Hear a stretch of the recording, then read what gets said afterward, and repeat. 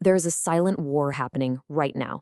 It's not on land, it's not in the air, it's being waged in the crushing darkness of the deep ocean. And this is a war for the absolute bedrock of our modern world. And most of us don't even have a clue what's going on. It all really starts with one simple question. No, I mean, really think about that for a second. Imagine waking up and it's just gone. No work emails, no news, no way to move money around. The entire digital world we live in just vanished in an instant. This isn't some sci-fi movie plot. It's a terrifyingly real possibility. You see, we've all kind of bought into this idea of the cloud, right? This nice, fluffy image of our data just floating around in the air, completely wireless and intangible. But that's a myth. And honestly, it's a dangerous one. The hard, physical reality is something else entirely. Get this. Over 99% of all data traffic that crosses between continents, I'm talking everything from your Instagram feed to top secret military communications, it all flows through actual physical fiber optic wires that are just lying on the bottom of the ocean. And it isn't just data, it's money.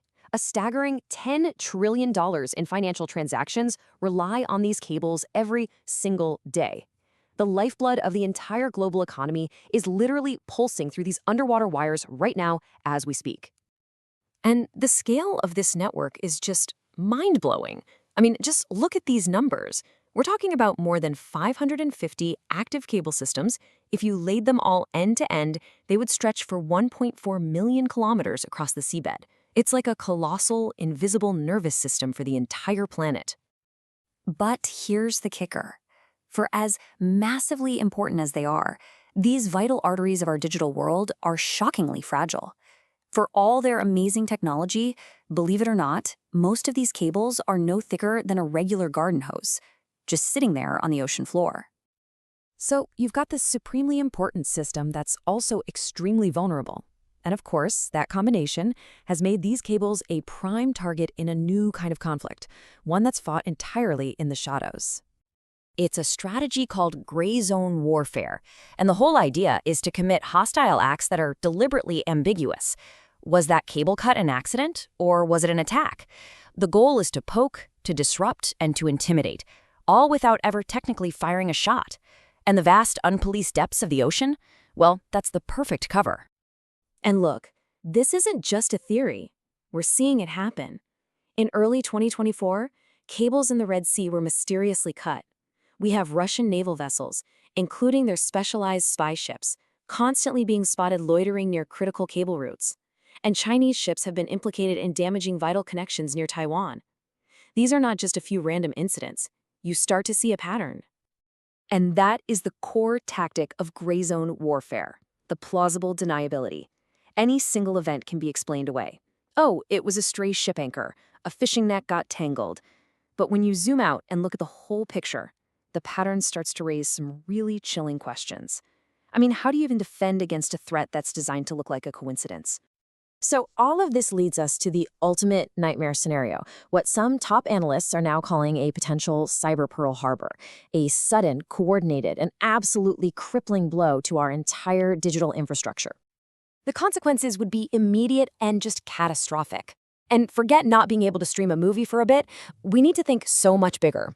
Global financial transfers would just seize up. Stock markets would go into absolute chaos. Supply chains would fracture instantly. We're talking about widespread communication blackouts, military command being crippled, and just massive societal instability. And let's be crystal clear here. This isn't just another massive data breach. We are talking about a sudden, physical event that could cause economic devastation on a scale that would make every single cyber attack in history look like a complete non-issue by comparison. So you might be wondering, where exactly is the network most vulnerable? I mean, these cables span the entire globe, but it turns out the danger isn't spread out evenly. There are critical choke points where the risk becomes incredibly concentrated. You've got these narrow sea passages, like the Luzon Strait near Taiwan, or the Bab el-Mandeb in the Red Sea, even the supercrowded English Channel. These areas funnel huge amounts of global data traffic into tight, predictable corridors. They're basically glaring vulnerabilities, and their locations are all publicly mapped out. Okay, so who has the ability and the motive to do this? Well, intelligence agencies are consistently pointing to two primary state actors. You have Russia, with its advanced submarine fleet and specialized spy ships like the Yantar, which is notorious for its operations near Atlantic cables. And then you have China, which, while building out its own digital Silk Road, also has all the tools to interfere with existing networks, especially in contested places like the South China Sea.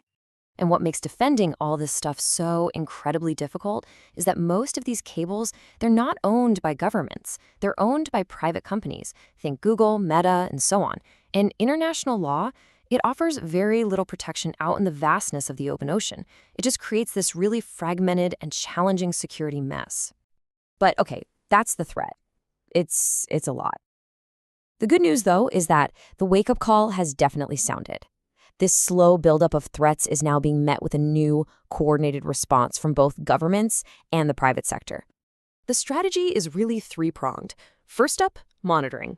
NATO has set up a special cell just to coordinate intelligence, and countries are deploying more patrols and drones. Second, diversification.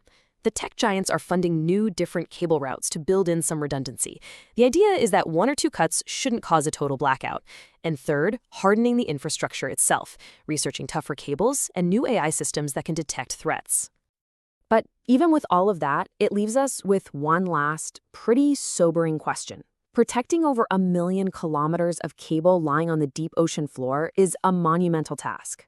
As this silent war for our planet's digital lifeline continues in the deep, can our hyper-connected world ever actually be truly secure?